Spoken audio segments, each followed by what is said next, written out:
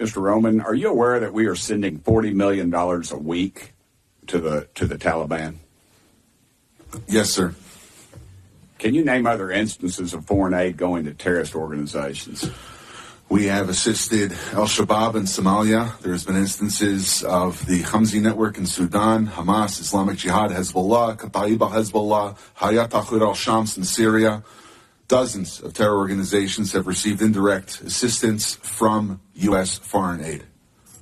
Could you elaborate a little bit on the mechanisms in place that are to stop foreign aid from going to terrorist groups, and why are they not working if we have any in place? Sure. And I would note that these are, you notice, these are terrorist weaponry. You see some AKs, SKSs, some snipers, some clips, some clip carriers, probably made in China. And I believe these are small landmines here beside right there.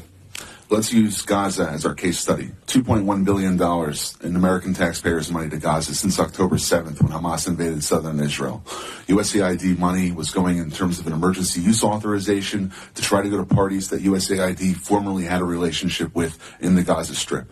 They had to have been vetted by OFAC. They should have been vetted against the special designated terror list from the State Department and from other Treasury organizations. Waivers were granted because they said that there was an emergency use to have that money come in to Gaza, thereby jettisoning the usual typical screening procedures. As a result, 90% of aid that was going from the United States by way of its agents in Gaza ended up in Hamas-controlled areas. And this is ridiculous. Essentially, what the U.S. assistance to Gaza did was underwrite the ability for Hamas to survive until the ceasefire was just passed a few weeks ago. There was no strategic thought for it, and there was no screening.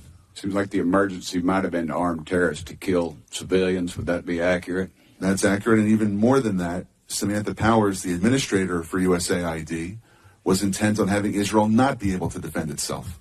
To not be able to defend it. Correct. Mr. Primorak, is that correct? How do you say that? Primorak? I got Burchett, man. Nobody gets mine right, so don't worry about it. What is it, Primorak? Perfect. All right, thanks, brother. How did terrorists exploit our foreign aid loopholes? Well, we have a lot of our international... Can you pull your mic up? I'm sorry. Can you hear me? Yes, sir.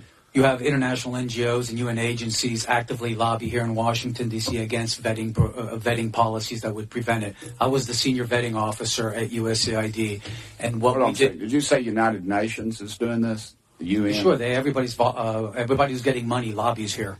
That they're lobbying against us. I'm sorry, Mr. Roman. There's actually someone who used to work for one of those lobbies, the largest NGO lobby, Interaction. One of our co-witnesses here worked for them from 2018 to 2023.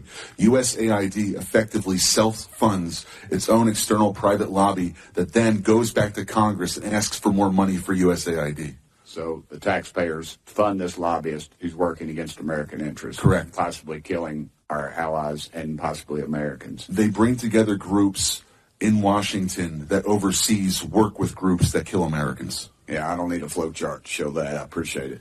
Do you think USAID programs have been aligned with the national security interests of the U.S.? No, they have not. They have actually helped China. Mr. Roman? No. Okay. How do these programs compromise our national security, Mr. Primorak? They actually push China. They actually push much of the world towards China on the green energy agenda.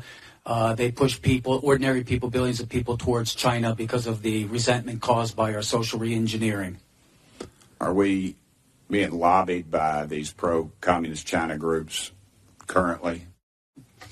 Well, a lot of these countries don't even have to lobby because they get the money anyway, like South Africa.